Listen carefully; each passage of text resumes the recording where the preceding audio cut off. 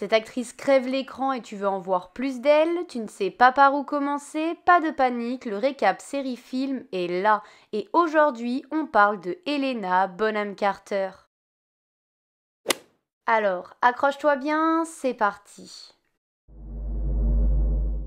Helena Bonham Carter est née le 26 mai 1966 dans le quartier de Golders Green à Londres. Elle n'a que 13 ans lorsqu'elle utilise ses économies gagnées lors d'un concours de poésie pour faire paraître sa photo dans un répertoire d'acteurs, ce qui lui vaudra d'ailleurs sa première apparition à la télé dans un spot pour vanter les mérites d'un appareil d'électroménager. C'est Trevor Nunn en 1986 qui lui offre son véritable premier rôle dans un film nommé Lady Jane qui retrace les derniers jours de la vie de Lady Jane Grey, surnommée la reine des 9 jours, montée sur le trône d'Angleterre avant d'être décapitée. Mais c'est sa rencontre avec James Ivory la même année qui lui offre l'un des rôles principaux dans le film Fenêtre avec vue. La collaboration répétée plusieurs fois lancera sa carrière. Elle est notamment très connue pour ses collaborations successives avec le réalisateur Tim Burton, devenant ainsi sa femme et sa muse durant plusieurs années.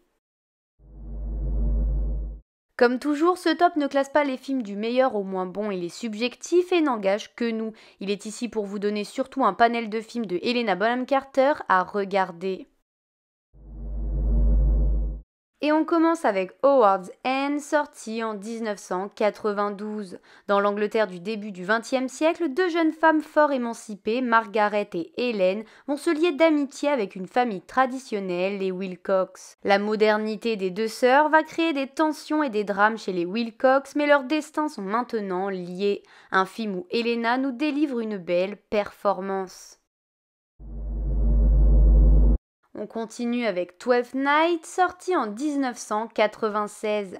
Un naufrage sépare Viola de son frère jumeau, Sébastien. Le croyant mort, Viola se déguise en garçon et va travailler pour le duc Orsino, qu'elle aime beaucoup. Olivia, la femme qu'aime le duc, ne partage pas ses sentiments. Cependant, elle tombe en amour avec Viola, dont elle ignore le sexe. Une comédie à voir pour passer un bon moment. Et on continue avec le grand Fight Club sorti en 1999. Pourvu d'une situation des plus enviables, un jeune homme à bout de nerfs retrouve un équilibre relatif en compagnie de Marla, rencontrée dans un groupe d'entraide. Il fait également la connaissance de Tyler Durden, personnage enthousiaste, charismatique et mystérieux. Film culte à voir obligatoirement, alors si tu ne l'as pas vu, fonce. Big Fish, sorti en 2003. L'histoire à la fois drôle et poignante d'Edward Bloom, un père débordant d'imagination, et de son fils William. Ce dernier retourne au domicile familial après l'avoir quitté longtemps auparavant pour être au chevet de son père atteint d'un cancer. Il souhaite mieux le connaître et découvrir ses secrets avant qu'il ne soit trop tard. L'aventure débutera lorsque William tentera de discerner le vrai du faux dans les propos de son père mourant. Les noces funèbres, sorti en 2005. En quête d'un titre de noblesse, les fortunés Van Dore ont arrangé le mariage de leur fils Victor avec Victoria, la fille d'un couple d'aristocrates ruinés. Les jeunes gens se rencontrent pour la première fois lors de la répétition de la cérémonie de leur mariage et une chance pour eux, ils se plaisent énormément. Victor, nerveux, ne parvient pas alors à réciter sans hésitation son serment. C'est alors que, par mégarde, Victor se retrouve marié au cadavre d'Emily, une mystérieuse mariée morte qui l'entraîne de force dans le monde des morts. Harry Potter, je ne présente plus cette saga et pourquoi vous présenter le personnage de Bellatrix Lestrange. Bien sûr, vous connaissez. Son interprétation de cette mange-mort restera l'une de ses plus belles performances. Saga à voir et revoir encore et encore. Et on continue avec Sweeney Todd, sorti en 2007. Benjamin Barker, connu sous le nom de Sweeney Todd, après 15 ans passés dans une prison australienne, il parvient à s'échapper et à retrouver Londres. Il n'a qu'un seul dessein en tête, se venger du juge Turpin qui l'a condamné pour un crime qu'il n'a pas commis, détruisant sa famille du même coup. Cette comédie musicale dramatique et horrifique est à voir absolument. Le discours d'un roi, sorti en 2010. Dans les années 1930, au Royaume-Uni, le prince Albert, deuxième fils du roi George V, vit un grave problème de bégaiement. L'abdication de son frère aîné Édouard VIII l'oblige à monter sur le trône sous le nom de George VI.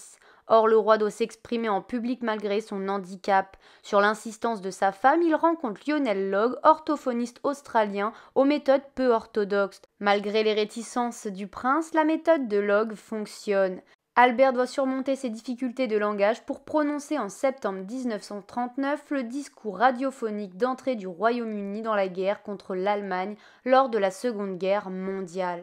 Je vous conseille cette histoire magnifique interprétée par des acteurs de talent tels que Helena mais aussi Colin Firth qui mériterait également sa vidéo.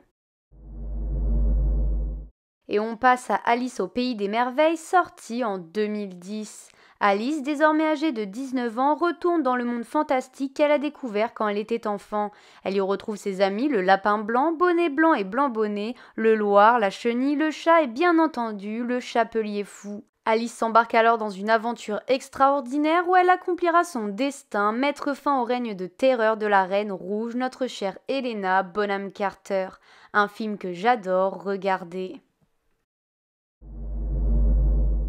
Et on finit par Les Misérables, sorti en 2012. En 1815, libéré sur parole après avoir purgé 19 ans de bagne pour une miche de pain volée, Jean Valjean est hébergé chez l'évêque de Digne. Il y vole des chandeliers, mais l'évêque laisse croire qu'il les lui a donnés, ce qui touche Jean Valjean au plus profond. Décidé à se construire une nouvelle vie, il ne respecte pas sa liberté conditionnelle. L'implacable inspecteur Javert se lance à sa poursuite. Une très belle adaptation en comédie musicale que je conseille donc.